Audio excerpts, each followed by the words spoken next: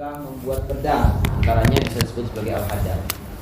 Satu cerita hikayat yang disebutkan dikutip oleh Syekh Nawawi Banten. Kenapa Abdullah bin Alwi, Sayyid Abdullah bin Alwi al-Haddad ini disebutkan sebagai al-Haddad, sebagai pandai besi? Karena pernah satu waktu ada seorang orang tua, dia punya pisau, dia punya golok, goloknya ini nggak tajam, jadi udah tumpul semuanya. Golok kalau sudah terlalu lama, sudah sering dipakai, maka dia udah nggak tumpul, udah nggak tajam, dan juga itu sisi mata pisaunya atau mata goloknya. Yang ahli golok di sini tahu, yang ahli golok Ustaz Rahmat sama Pak Haji Fikri. Matanya udah nggak tajam lagi, itu kurang lebih ada yang gompal-gompal dan udah lusuh, udah nggak bisa digunakan lagi. Nah, kemudian orang tua ini minta tolong kepada Sayyid Abdullah bin Alwi. Tolong, ini Sayyid, saya punya golok sudah lama, udah nggak bisa dipakai, udah tumpul semuanya. Maka kemudian di depan orang tua ini, Sayyid Abdullah bin Alwi kemudian membetulkan goloknya. Golok yang segitu kerasnya, kemudian dengan tangannya begini lagi, kemudian dirapikan lagi, itu kemudian jadi bagus tadi. Nah, perlu kalian ketahui, bikin golok itu, ya Ustaz Rahmat ya, maaf nih ahlinya di sebelah saya. Bikin golok itu kudu ditempa. Nah, ditempa dengan besi panas. Jadi besi panas yang sekian ratus derajat ditempa, dibakar, kemudian panas harusnya. Kalau nggak gitu nggak bisa. Ya nanti malah tangan kita yang mungkin bisa kena tajamnya golok itu. Nggak mungkin bisa tanpa ditempa, atau nggak mungkin bisa tanpa dipanaskan. Nah, ini hanya dengan tangan saja, Sayyid Abdullah bin Alwi ini bisa membuat golok itu kemudian jadi lagi, tajam lagi seperti golok baru. Maka dikenal dari situ kemudian dengan sebutan al-haddad. Apa artinya al-haddad? Pandai besi. Ini satu hikayat yang disebutkan oleh Syekh Banten. Ada juga, beliau juga mengutip, ada riwayat lain yang mengatakan bahwa Sayyid Abdullah bin Alwi, kenapa disebut al-haddad? Karena hadid itu antara lain artinya tajam. Laqad kunta fi ghaflatin min hadza fakashafna anka ghita'aka fabasarukal yawma hadid. Fabasarukal yawma hadid pada ayat surat An-Nur ini artinya pada hari ini, di hari kiamat maksudnya, mata kita sekalian itu hadid, tajam. Hadid di sini artinya bukan matamu sekarang menjadi besi, bukan. Tapi hadid di sini artinya apa? Tajam matanya. Nanti di akhirat mata kita itu tajam, nggak kayak mata yang ada di dunia ini. Mungkin kita nggak bisa ngelihat. Kamu bisa ngelihat nggak pahala sholat kamu? Nggak bisa ngelihat. Kamu ngelihat nggak pahala subhanallah bihamdihi subhanallahil azim yang kamu baca? Nggak bisa lihat. Tapi nanti di akhirat fabasarukal yauma hadid. Mata kalian, mata kita semua tajam. Semua kelihatan.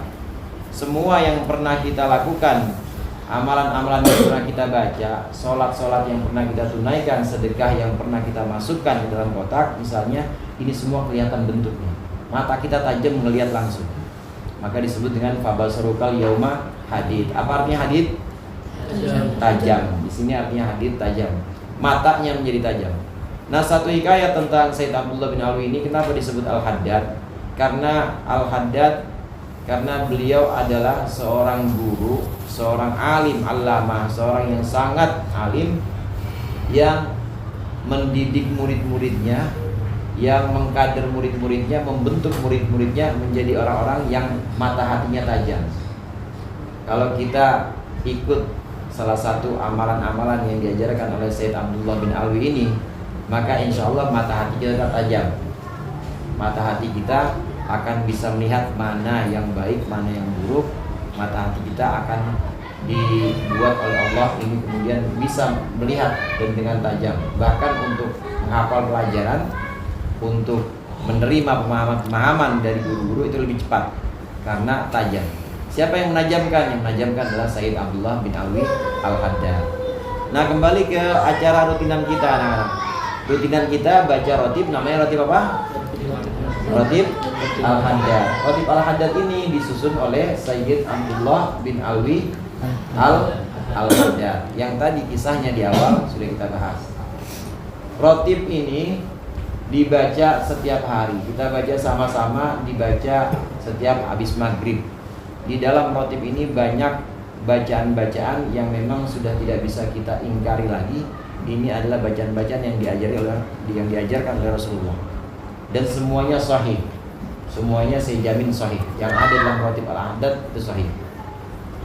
Coba yang ingat tadi. Pertama kita setelah assalatu wassalamu alaika, baca pertama baca ayat Al-Quran apa? Ayat Ikhlas. Ayat kursi. Ayat kursi. Sabda Rasulullah SAW ini satu hadis yang tadi saya katakan saya jamin sahih karena dikeluarkan oleh Imam Bukhari. Kalau sudah Imam Bukhari yang mengumpulkannya dalam sahihnya, maka pasti sahih.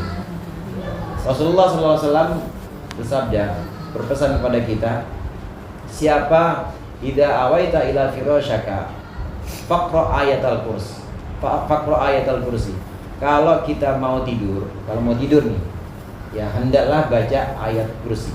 Maka akan ada yang menjaga dari Allah. Akan ada yang menjaga kita dari Allah hingga subuh. Falam yazal hafidun minallahi alaika. Maka tidak akan bergeser. Ada malaikat yang menjaga kita mulai dari kita tidur sampai subuh. Itu ayat kursi.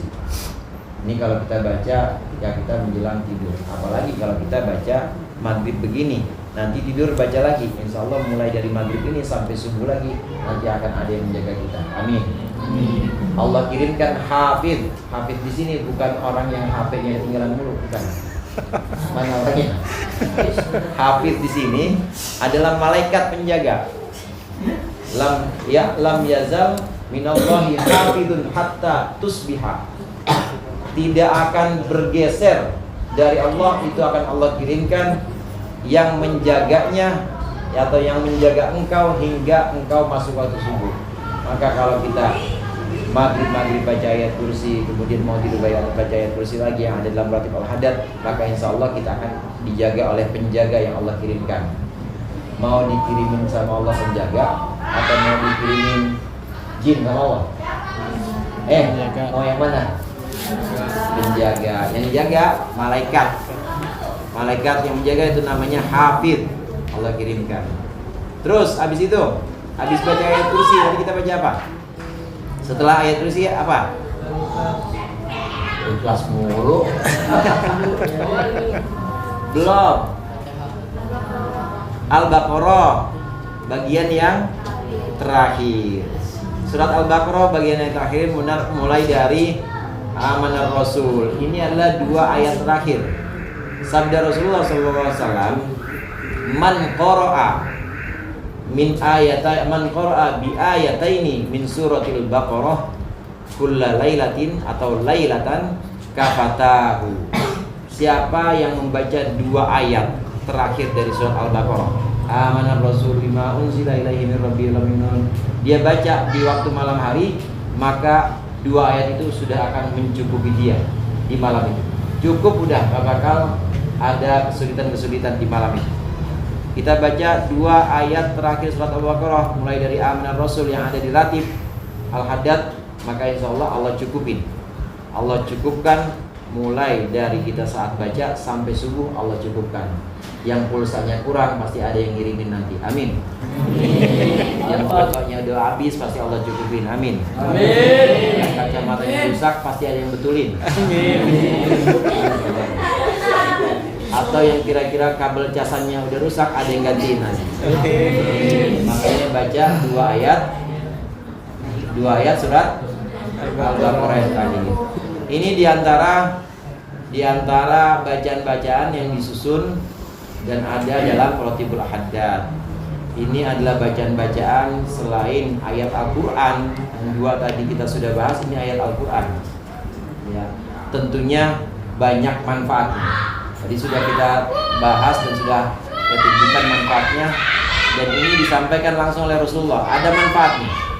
Manfaatnya akan Allah kirimkan hafid, akan Allah kirimkan penjaga. Yang kedua akan Allah cukupkan sampai subuh. Nah selain itu anak-anak, yang terakhir, Al-Quran itu ayat kursi Al-Quran atau bukan? Ayat kursi Al-Quran atau bukan?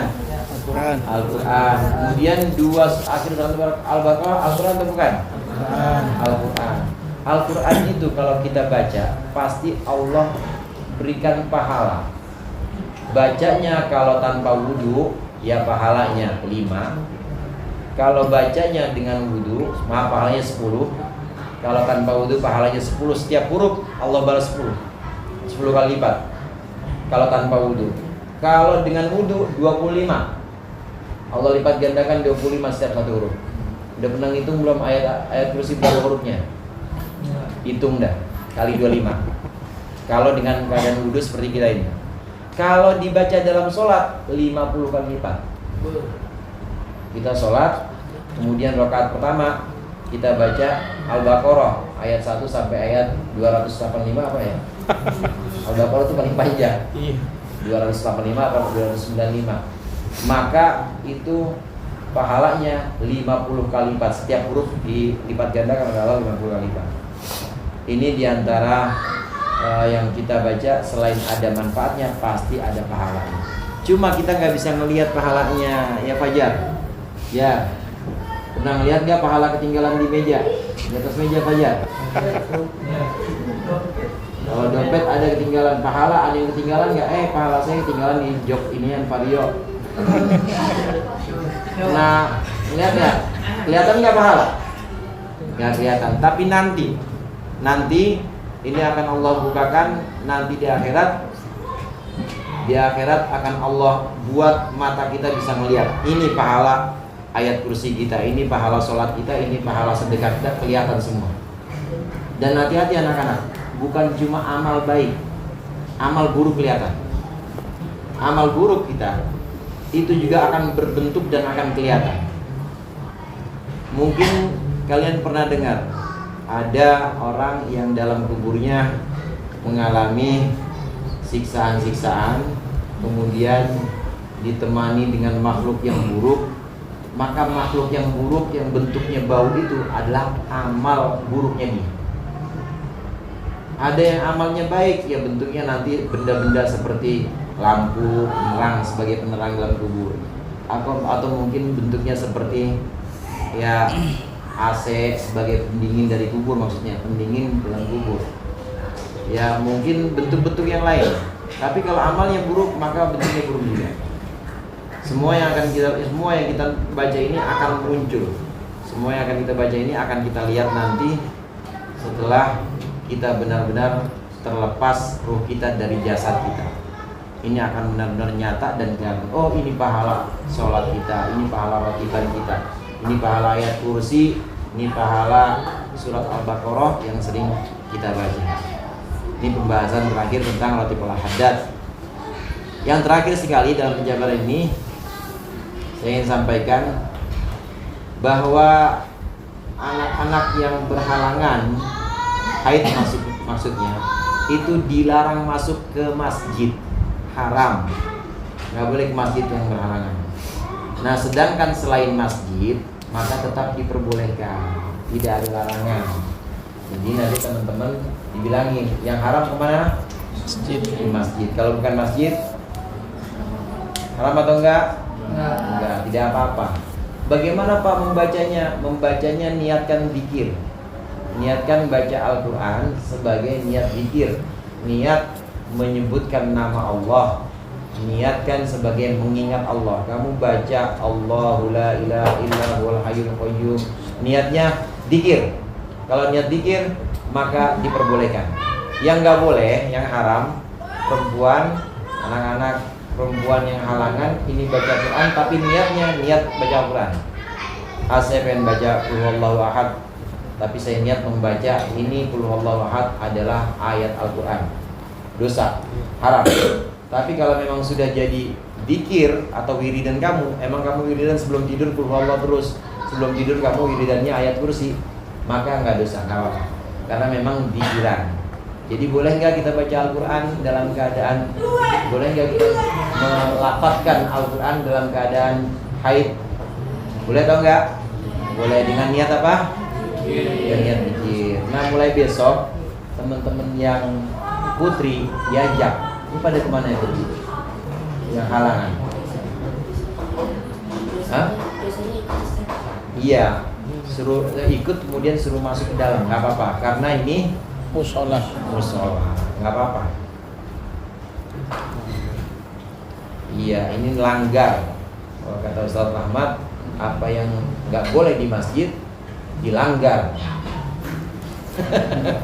Dilanggar maksudnya dilanggar ya boleh, dilanggar boleh dilanggar, maksudnya di musola boleh. Mungkin itu saja dari saya, lebih kurangnya mohon maaf. Mudah-mudahan bermanfaat. Allahumma muwaffiq ila aqwamit thoriq. Assalamualaikum warahmatullahi wabarakatuh. Waalaikumsalam warahmatullahi wabarakatuh. Terima kasih Ustadz Wazdi atas paparannya. Teman-teman mungkin ada yang mau tanya, silahkan. Tentang Ratibul Hadat, apapun yang tadi dibahas itu mau ditanya silahkan, nanti kita diskusikan. Atau mungkin saya bantu tanya, bantu buat pertanyaan. Kenapa di masjid orang haid tidak boleh, di musola itu boleh? Itu mungkin pertanyaan Putri ya. Gitu. Itu pertanyaan pertama. Dan pertanyaan kedua mungkin monggo silakan, yang laki yang perempuan. Mau ada yang ditanyakan? Siapa? Ayo silakan. Revan, ada yang mau ditanya nak? Tidak ada. Putri. Tidak ada. Pak Bagai ada yang mau ditanyakan?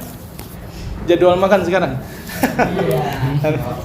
Ya udah, mungkin kalau belum ada yang ditanya, khawatir mentok Isa. Monggo Ustaz, silakan. Kenapa masjid boleh, musola tidak boleh? Masjid dengan sedemikian banyak keutamaannya, maka menjadi tempat yang mulia. Sedangkan musola atau langgar, mungkin teman-teman, anak-anak mendengar surau, pernah dengar ya? Surau, maka tidak memiliki keutamaan-keutamaan sebagaimana masjid. Seorang punya tanah, kemudian dia niatkan ini buat musola atau dia niatkan ini buat surau, maka tidak punya keutamaan seperti masjid karena niatnya menjadikan musola. Apa di antara keutamaan? Dipakai Jumatan nggak bisa. Kemudian yang kedua, dipakai untuk i'tikaf. Pernah dengar i'tikaf? Nah. I'tikaf itu kita duduk di sini, duduk aja dapat pahala. Pahalanya namanya pahala i'tikaf. Mau sholat, duduk, tidur aja sambil duduk ini dapat pahala. Namanya diam di dalam masjid. Nah, masjid itu punya demikian keutamaan. Nah, kalau selain masjid, musola, kemudian langgar, nggak punya keutamaan itu.